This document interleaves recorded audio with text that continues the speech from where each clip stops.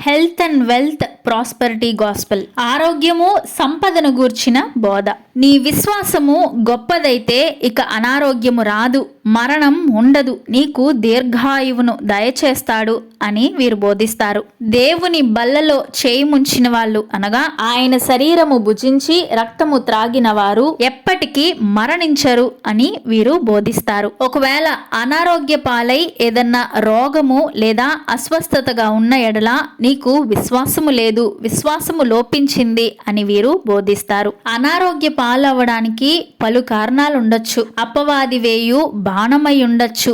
యోబు జీవితంలో అపవాది చొరవ తీసుకొని అనారోగ్యము కలుగచేసెను. మన దోష శిక్ష వలన అనారోగ్య పాలవ్వచ్చు. అయితే సంపూర్ణ స్వస్థత, ఆరోగ్యము దయచేయువాడు దేవుడే. విశ్వాసము కూడా దేవుని వరము, ఆత్మ ఫలమై ఉన్నది.